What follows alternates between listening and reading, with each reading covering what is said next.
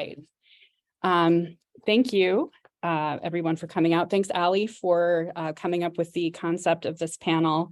And thank you for everything you said, because there was a lot I had to cut out of mine, and you sort of said a lot of what I was going to say as far as background. So I appreciate that. So I'm going to talk about coffee with a Codex. Once a week, I take a manuscript off the shelves of the Kislak Center for Special Collections, Rare Books and Manuscripts in the University of Pennsylvania and present a 30-minute show and tell on Zoom in a project called Coffee with a Codex. Coffee with a Codex is completely open. It's advertised on our website, through the University of Pennsylvania itself, and on social media, and anyone who registers can attend.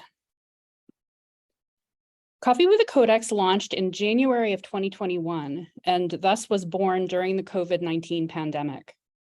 Although I had been using video since my arrival at Penn in 2013, both by creating 3 to 5 minute video orientations, which are attached to our manuscript catalog records, and by hosting virtual classroom visits, Coffee with a Codex was our first regular full-length video initiative.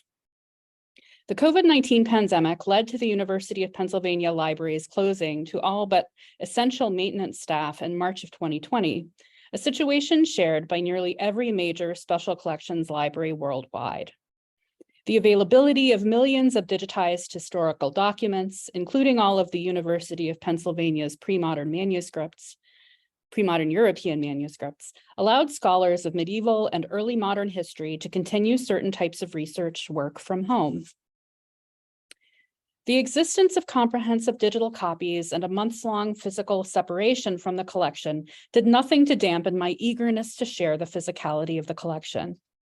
Given the popularity of our other video initiatives, I'd been considering for some time the practicality of a weekly or bi-weekly virtual event that could showcase manuscripts from our collections in front of a live online audience. But technical and time allocation issues had impeded this. How would it be possible to open a large-scale online presentation to a general audience well beyond the confines of a university course? Neither Skype nor Google Hangouts, which we used for the virtual classroom visits, were feasible from licensing and logistical standpoints, and obtaining access to high-end video conferencing software presented budgetary difficulties. Another consideration was the time commitment needed. Given my other job responsibilities, was it reasonable for me to spend a significant number of working hours on such an initiative? The COVID-19 pandemic changed everything. During the lockdown, Zoom became the go-to software for online teaching and meetings at many institutions, including the University of Pennsylvania, which, like most large universities, purchased an institution-wide license that allowed large numbers of external viewers to connect, thereby solving a major technical hurdle. The integration of pre-existing calendaring and event management software allowed for a low threshold registration procedure that could help mitigate the threat of nefarious Zoom bombing, which became all too familiar in the early stages of the pandemic when live Zoom links were sort of shared willy-nilly.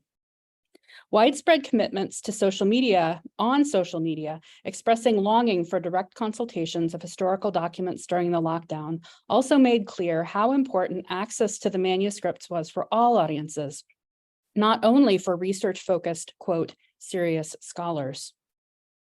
I came out of the lockdown convinced that a regular video program could be an important and integral part of my responsibilities as curator of digital research services. After 9 months of pandemic, working exclusively from home, myself and the other curators were allowed in-person access on site 1 day a week in order to maintain social distancing protocols. Given that I had only 8 hours a week in the library during which I could have direct access to collections, I decided to make it worthwhile. I was going to do an online program. Accordingly, with the full support of the other staff of the Schoenberg Institute for Manuscript Studies and the administration of the Kislak Center and the Penn Libraries, I began advertising Coffee with a Codex as a new initiative in late 2020 and held the first weekly session on 25th of January, 2021.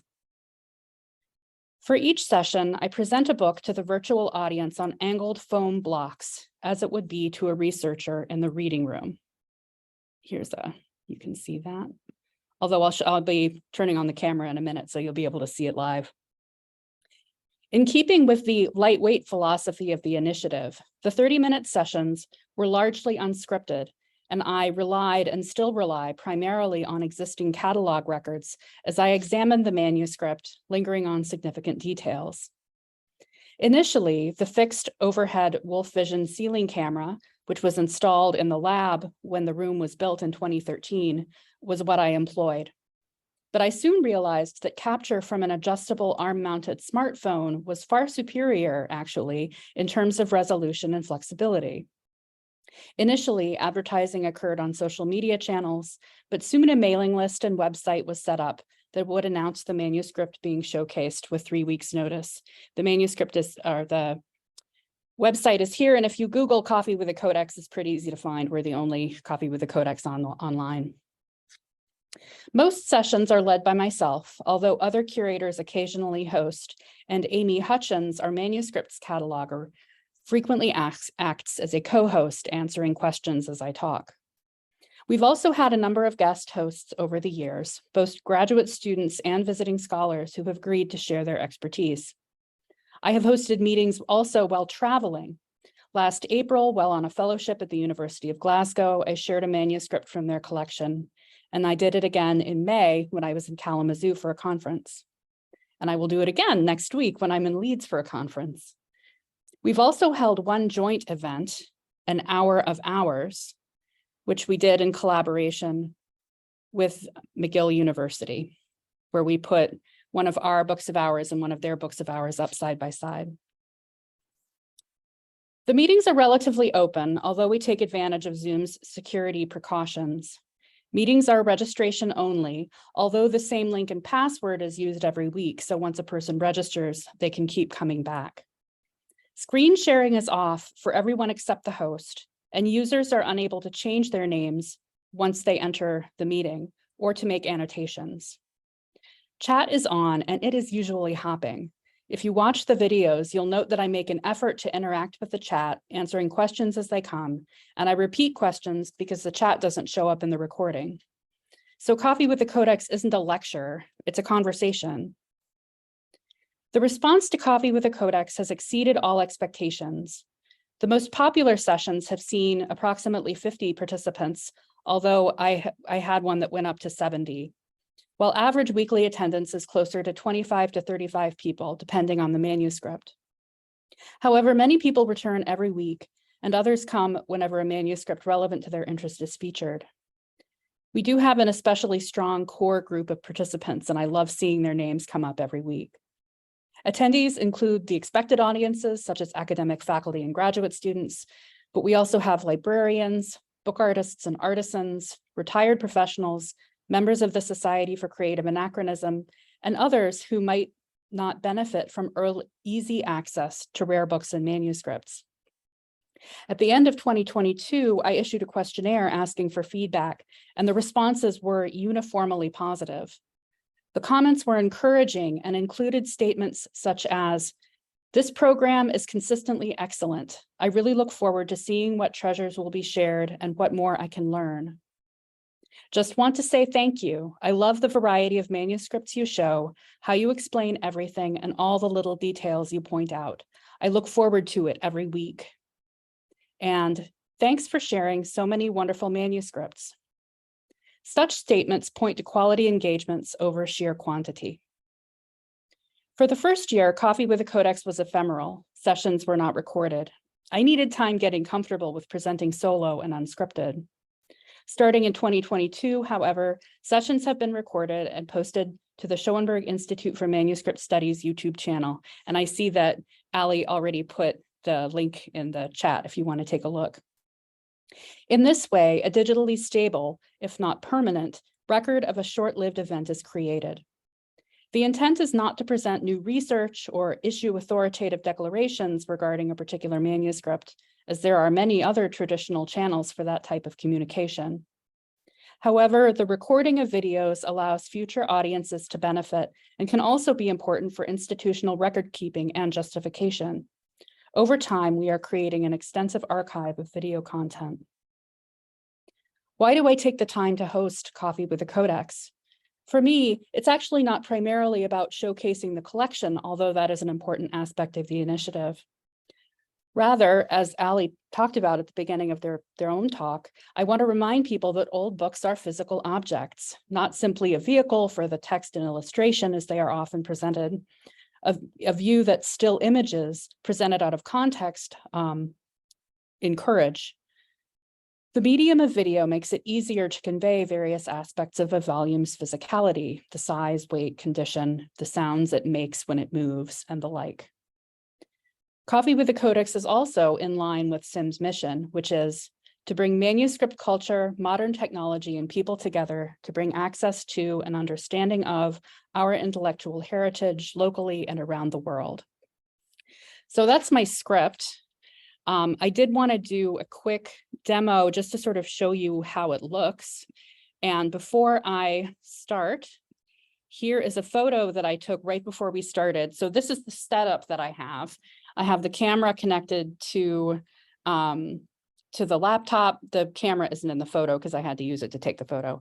But you can see there's the arm there, and it's attached to a podium that can actually move around. So we'll be moving around. And then I have 3 books out, a tiny book and a big book and a roll. And so I thought just really quickly, I will sort of show you how this works. So the first thing I need to do is stop sharing, and then I will switch my camera to the camo camera and spotlight that. So you should all see this now. So this is a little book of ours. This is MS Codex 1566, and it's very small. It's incredibly tiny. It's like, here's my hand and here's the book. So this is one thing that's really great about really any kind of video, but Coffee with the Codex is that we can, open it up and you can see it. You probably can't hear it because I think the video is coming through my computer. But there we go. We can see that. And if we were actually doing this, it's 30 minutes, which is a lot of time. So we could take time to sort of go through. And if you had questions about particular things, I could zoom in a little bit and we could take a closer look. I would tell you about how we got it in the collection and a little bit about the script and anything we saw, and answer questions as we go. So there's one. Now the next one is MS Codex 724.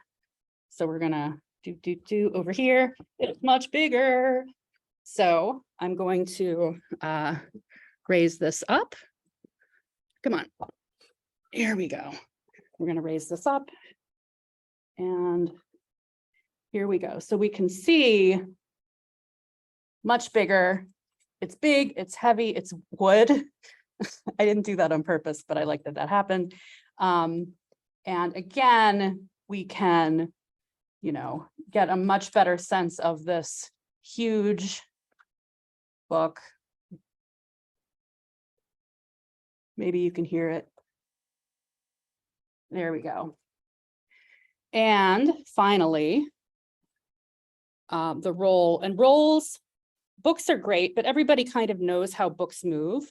Rolls are a little bit different because a lot of people, you don't really get an opportunity to see how they move. And when they're photographed, they're just photographed as usually as membranes. So it might be 1 or 2 of, in this case, columns.